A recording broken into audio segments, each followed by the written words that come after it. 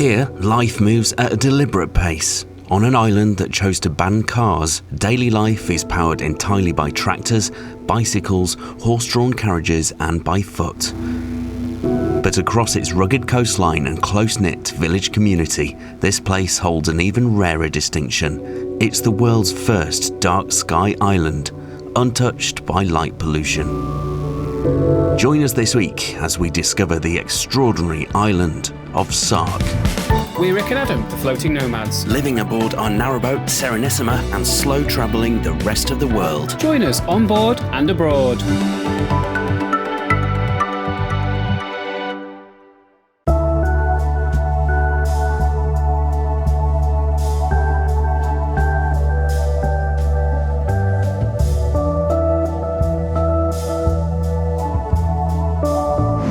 This week we're on our way to a tiny island in the Channel Islands called Sark. Sark is one of the smallest Channel Islands, but it is super interesting. I've worked up on here for as long as I can remember.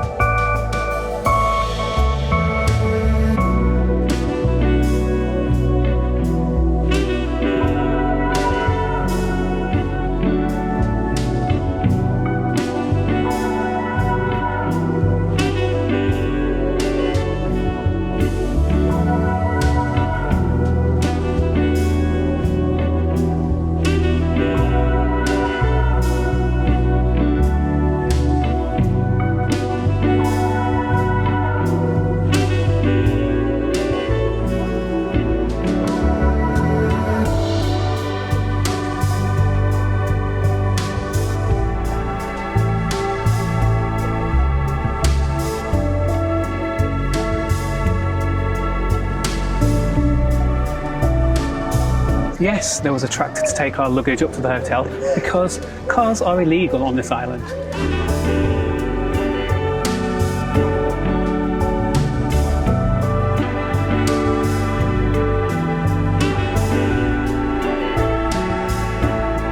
As you'd imagine, we are at the bottom of lots of cliffs, and that means we have to get to the top of the cliffs. And to do that, we have a ride in a tractor.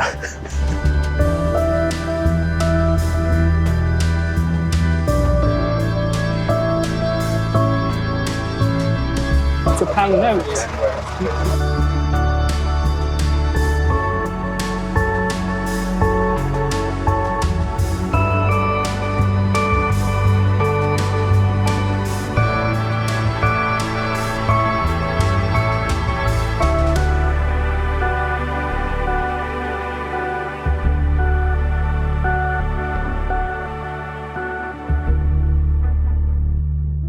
And from one type of transport to another. Now this one is pretty special, and it's been laid on by the hotel that we're staying at an extra cost. It's a horse and cart.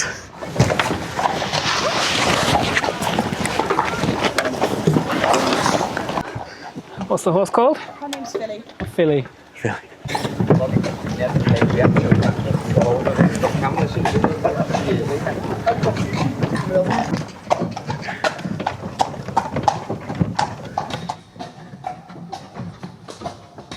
This is so cool.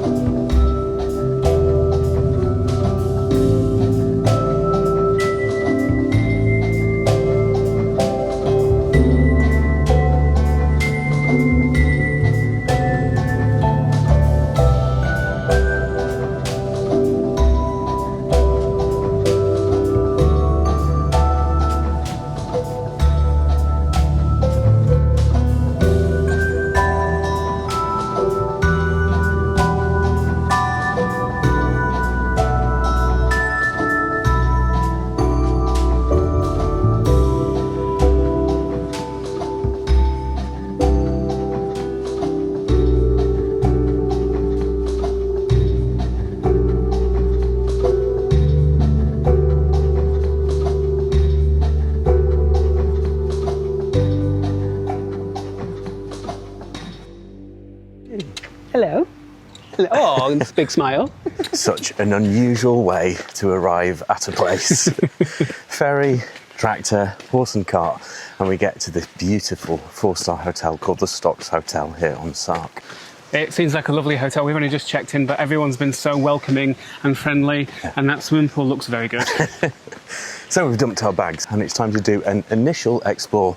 We reckon we're heading straight for Little Sark.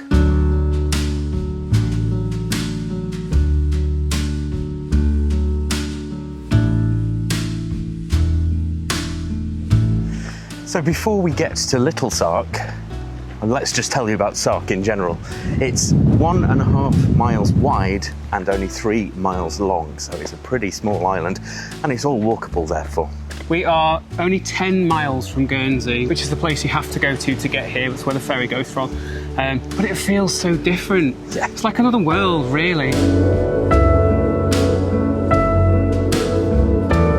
And as if by magic, We just go past a gap in the fence and this view is in front of us, and you can see Guernsey, you can see how far away it is. yeah, 10 miles. Looks like you could just swim it from here. And what we're going to go and see now is sort of the postcard view of Sark, and it's a thing called Le Coupée, which is a narrow strip of land that links Sark, the main island, with Little Sark, the other one. And what it is really called an isthmus, a narrow strip of land that sticks out of the sea, like a landmass that is a walkway basically. Okay. Do you want to know why that tractor's going so slowly? It's because there is a 5 mile an hour speed limit on this, because it is sort of falling down. It's just been repaired.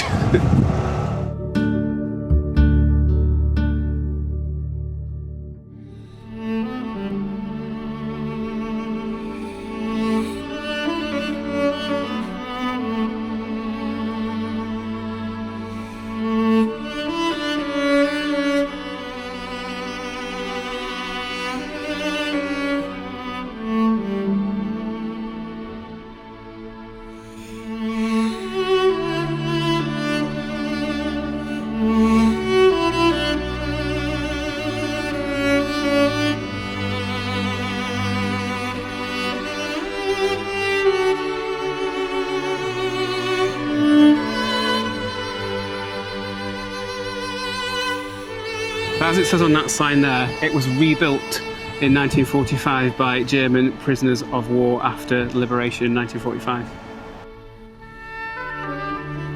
I assume this wire is to stop things falling off it and it kind of eroding any further. It's some kind of samphire or sea fennel. It smells floral, sort of citrusy. It's really nice. I better not eat it because I'm not quite sure what it is. I kind of want to. So yeah, that really is newly reconstructed. Opened in May apparently, and it's now Reopened in May, yeah. and it's August, so we're very lucky to have it open for us. But just beautiful. It's so wild, and once again we have it to ourselves. We keep doing this in places. It's just stunning. If this is what the rest of the island's like, we're in for a real treat this week.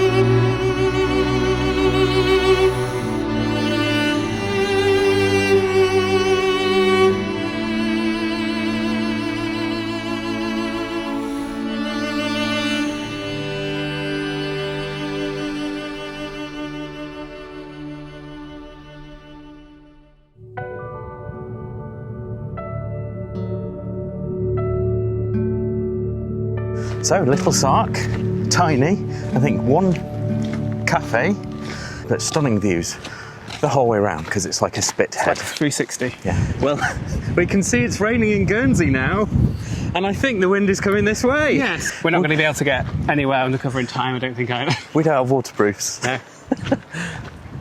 And we've learnt that a lot of the trees here on Little Sark and Sark are forced to grow sideways because of the really strong winds that batter the island. I've been told off. Because it's raining. It's literally just started to rain and he's like, just filming away. Like, the camera's not waterproof anyway. So we're getting under trees. Thankfully, the trees are forced to grow sideways. So they may provide some shelter. Actually, this looks like really good shelter. It does. a flattering angle. Panic over, we think. It seems to have dispersed. We're going to risk it anyway. Let's keep walking. Just check something for me, because from my angle, that looked like a snake. It's clearly a piece of rope though, isn't it? Where do you think you are? The Amazon? So far on Little Sark, it has just been little lanes with quite a few hedges, so we can't see a good view. But we're going to combine two into one. We're going to get that panoramic view, and it's also the site of the Little Sark silver mine.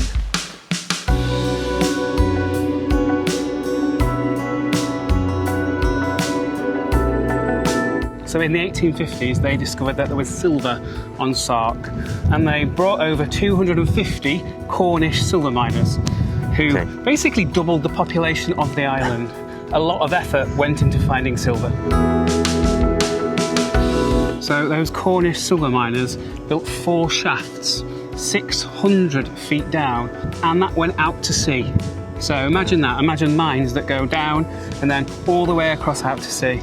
Sounds terrifying, doesn't it? But presumably provided lots of wealth for the island. Unfortunately not. So just 15 years after they first found the silver, one of the shafts collapsed under the sea, 10 of the silver miners were drowned, and they weren't insured. It had cost £34,000 to set up this mining operation, and the cost of the silver that was extracted in those 15 years was £4,000. Oh. Oops. And what that meant was that the family who owned Sark at that stage, they'd mortgaged it. They'd mortgaged the island against this silver mine because they thought it was going to make them rich. And the family who owned the island lost it, basically. It went to another family. Lost the island. Lost the island. So the family that took possession of the island all those years ago is still the family that has it now. So because of this silver mine and what happened, the course of history for Sark changed then, and a different family became in charge, and it's the same ever since. Absolutely, it's just generations of the same family that have it now. Because of this.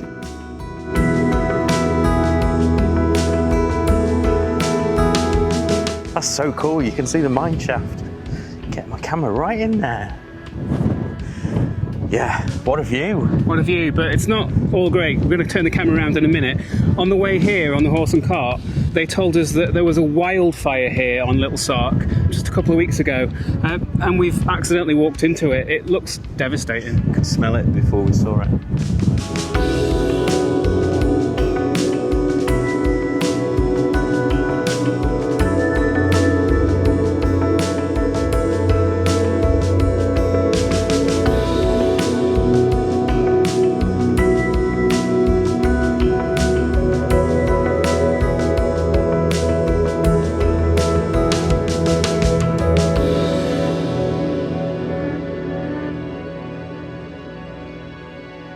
And you can see there's rocks underneath the surface of the sea as well that we can't see, but the waves are breaking. He's going to have to drag me away. I could stay in a place like this all day. It must be terrifying though to take a boat around here, because like especially in this wind, because there's rocks that are all over the place. You have to know it so well. We're going to head back to the hotel, and over the next couple of days we're going to explore some more, find out lots of interesting things, and report back to you in a couple of days.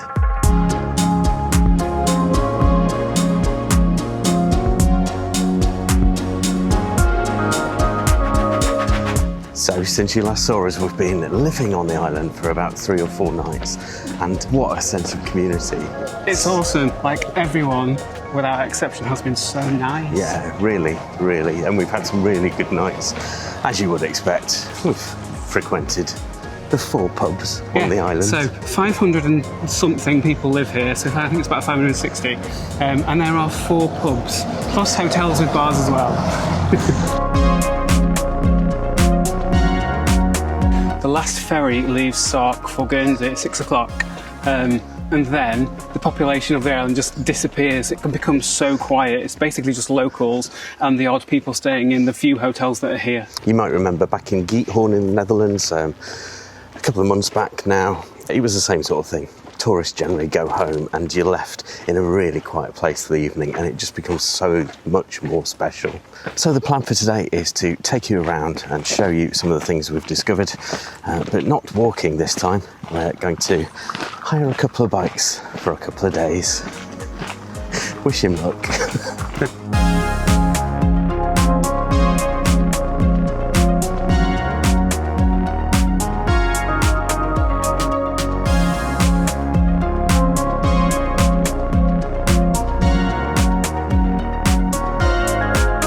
I'm scared. I think the last time I rode a bike was 2015, which is 11 years ago, and I've never ridden an e-bike before. But that was in Venice, on Lido, with cars. With cars? We don't have cars No, here. and that bike had no gears. Should be fine. So, we are going to tell you a bit about the history of this island by going to some places. And the first stop is... The Seigneurie, which is where the guy that owns Sark lives. Okay, let's go.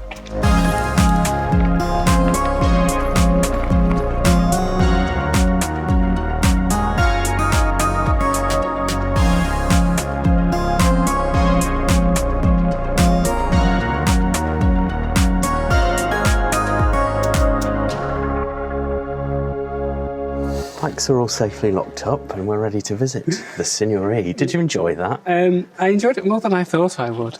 So I managed a whole month in the Netherlands without getting on a bike and without really wanting to, because I was terrified that I would go under a car or a lorry. Here it's much easier because the transport is limited.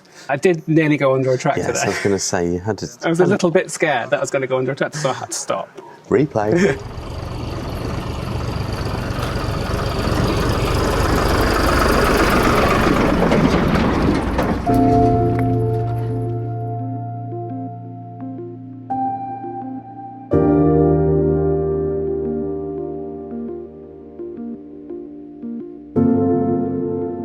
Well done, you got the tickets for the Seigneurie, but also an espresso. Should make you go faster. Let's hope. Rude. Why? So why you brought me to this Seigneurie? What is it? So, this is where the guy that owns Sark lives. He is called a seigneur, and this is the Seigneurie. So in 1565, Queen Elizabeth I granted a charter that this island could be settled and could be ruled by one man, who is the seigneur. It's quite a thing. It is the quite a thing, yeah. And it was on the proviso that the land be parcelled up into 40 different tenements, and those were all given to individual families. So basically, it populated the island really quickly. Now, things continued exactly like that. So one person in charge, one family in charge, and all these 40 landowners having a parliament, basically, until 2008, when it was abolished. Wow, so like half a millennia. Half a millennia, and it was the last feudal state in Europe. Wow. But more importantly, it's got a pretty house and pretty grounds. Let's go and see them.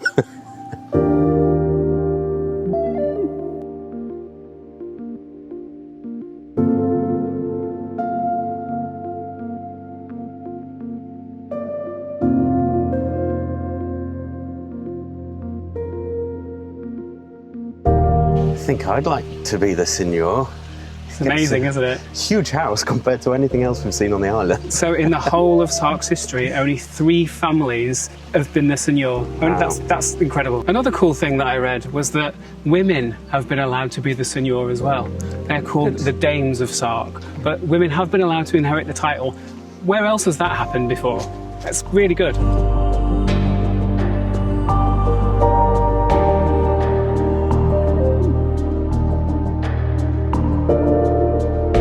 Museum to yourself again? Once again, in this amazing park all on our own. Lovely lake. Garden, I should say, not park. Stagnant lake. Lots of wildlife. It's things off the tree, I think. It's to do with the hot weather.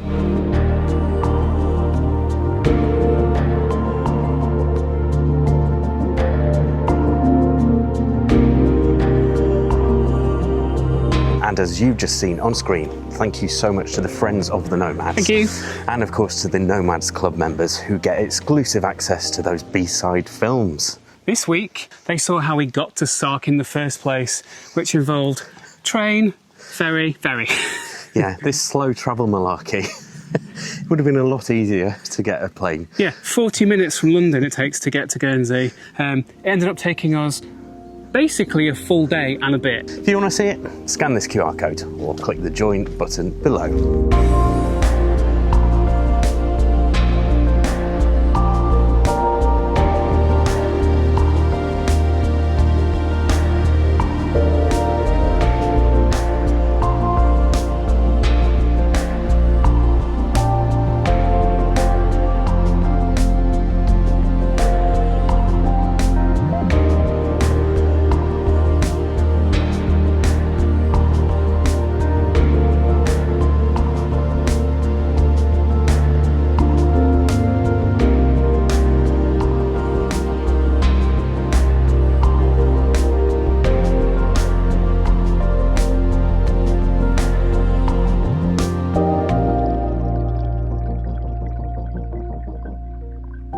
Highly recommend. What a chilled out couple of hours. We've just been sitting, looking at nature and the plants and everything. Yeah, what a house. It's also like nearly the end of August. It's the school holidays and it's really not busy. There's like 2 families here, that's it. Okay, next stop we're going to take you to the Avenue, which sounds like a massive street, right? You'll see. It's the biggest that Sark has.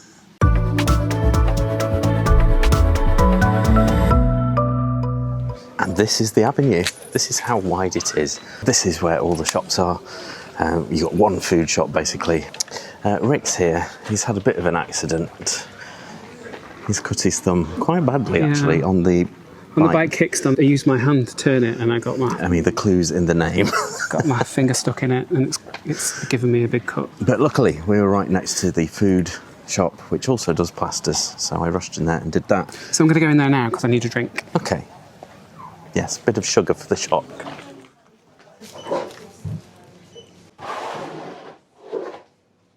Irish crisp that you can't get in England. Coming to visit you? Having some. Even in the smallest shops on the smallest island, he can shop for England. If that makes sense. I've left him in there. He'll be out in a sec, hopefully. Enjoyed your mini shop? Yes, but another bandage for my finger. It's a good idea. It's actually made us think we really should be carrying around a little first aid kit with us, shouldn't we? Yes, everywhere we go. Because I'm very clumsy. Thank heavens we were right next to a shop. It stops bleeding, but we'll redo it when we're back at the hotel. This little shop stocks lots of things that are shipped over from Waitrose in Guernsey. What was happening was that the residents were getting the ferry over, spending a load of money in Waitrose and coming back over to Sark and not spending their money on Sark. So they decided to purchase things in bulk from Waitrose and put them in the shop. Very good idea. And another stop on the Avenue is this tiny post office. Yeah, so if you want to get cash out on the island, this is the only way to do it. It's open normal shop times, so it closes at 5 p.m. There is no cash machine, you have to go and get cash back from the post office. That's the only way. Places do take card. They do. So it's a lot of panic for nothing, I think. But a few other things. So there is no pharmacy on the island. That little shop we've just been in is one of the only 2 grocery shops. There is one off licence. That's about it for food. Next stop, the Island Courthouse.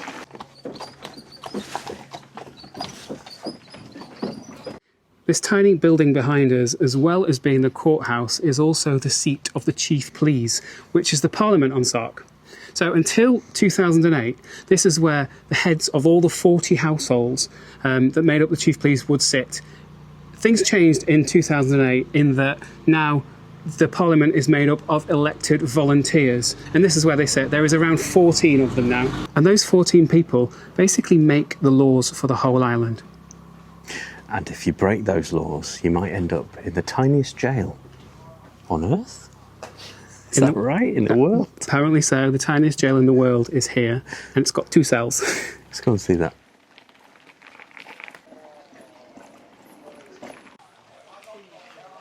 So this isn't a museum, this is still an operational prison. People are still put in this. But the door's out, they've escaped. Well, there's nobody in there at the moment because no one's been bad.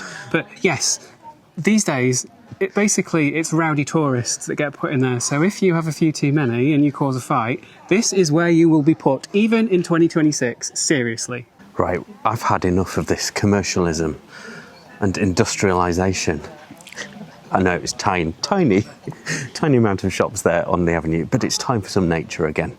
Let's ride our bikes down to one of the beautiful bays here on the island and eat our lunch, which Rick has kindly just bought from us from that food shop.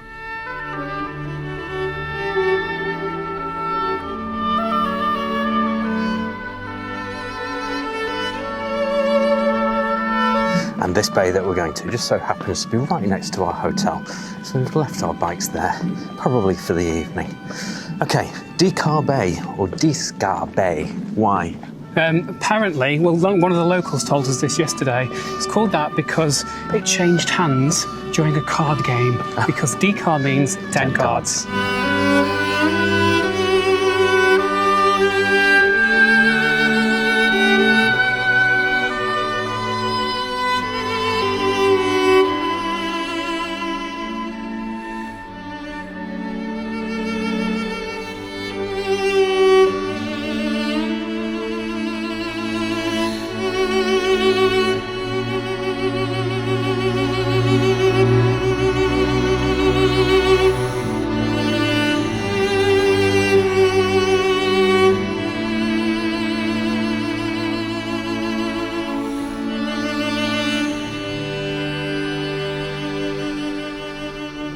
What a view for lunch, and it's just us, and it's so quiet. We can just hear the boats bobbing on the water and the sound of the waves lapping on the bay.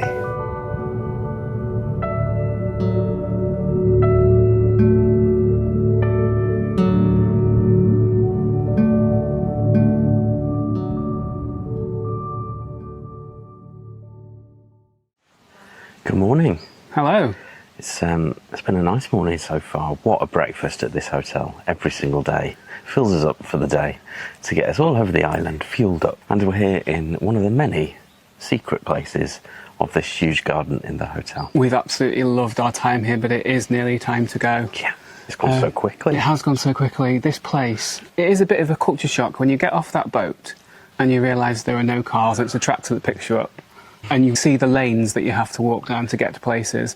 It's a bit weird to start with, but then it works its spell on you. Somehow, you fall in love with it and you can't help but do that. Yeah, and you just think, well, why do we need cars anyway? We only need one shop for food and one shop for groceries, Yeah. I think it probably would get annoying if you lived here, Yeah. having to go over to Guernsey to do most things. In fact, we were speaking to someone who'd lived here just for the season, and she was saying that she can't wait to be able to just get back onto the mainland and go shopping properly whenever she can. We can honestly say it's like nowhere we've ever been before. I'll give you a few examples. There is a school on the island, but it finishes at 13. So when you get to 13, either your family moves to Guernsey or moves somewhere else and you have to go to school there, you go away to boarding school, or you go to live with a surrogate family, like a host family, on Guernsey. Like, they're your options. The next thing is the medical thing. I assumed that they would have an air ambulance, so if anyone falls really desperately ill, there'd be an ambulance that will come and land and take them to Guernsey or to the mainland. Because, as you said, there's no hospital on the island. And that is not the case. Helicopters are banned as well as cars. And the ambulance is towed by a tractor. We saw it yesterday. It looks a bit like a horse box. Yeah, it does. But for people. So what happens is that comes and picks you up if you are sick, takes you down to the port, and a special boat takes you to Guernsey. And that's the same for the island's fire engine as well, just drawn by a tractor. It's basically just a trailer full of water. And water is an interesting thing, actually. So there is no mains water on the island. Each property has to deal with it themselves. Most people have wells. Let's talk costs of things. Everything, as you'd expect, on the island costs a bit more than on the mainland because they've got to get it here. That is apart from the beer and alcohol. Yeah, this is a big surprise. A good surprise. Because Sark makes its own laws, it doesn't charge VAT on alcohol as you do in the UK. And also the duty that they have to pay on imported alcohol is much less than what the UK pays. So it means that a pint of beer is about £4.50. Yeah, compared to, what, in London, £9. Yeah. So half the price. One thing we haven't said is Sark isn't really part of the UK. It's not really part of Britain either.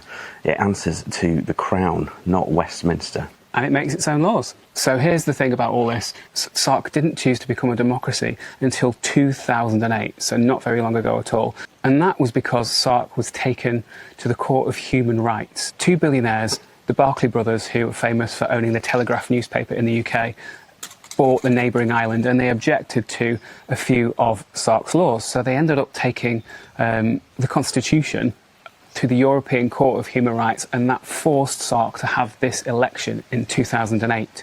At that election, the Barclay brothers candidates basically wanted to modernise the island, so helicopters, paved roads and all the rest of it. But what happened is that the islanders actually chose the old way of doing things. They didn't really want to modernise. They don't want cars. They don't want helicopters. They want things to stay as they are. And that's why it's still like this, and I'm really glad it is. So what a time we've had here on the island, and that is by no means in a small part to the community here. It's just fantastic. They make you feel so welcome, especially because a lot of tourists go during the day. We're still here at night, and they just embrace you. In all the pubs. We've had some good nights here. Getting back from the pub is very interesting. Sorry, it's okay, so you can see me. Sark is the world's very first dark sky island by law, and that means that there's no street lights and no light pollution across the whole island, which gives you the best sights of the night sky. So we went out last night to see what we could see.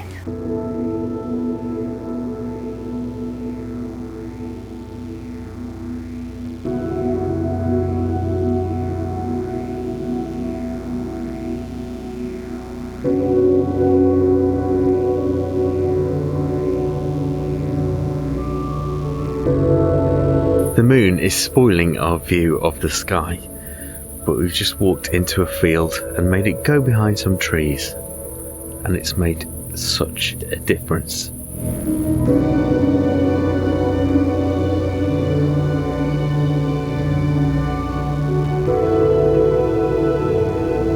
When you look at the stars in anywhere that's got light pollution, you see the normal ones. I can see the plough in front of me right now. It's literally just there. Right now, I can see the Milky Way. There's like 100 layers of stars behind the plough that I can still see. I've never seen anything like this. It's insane.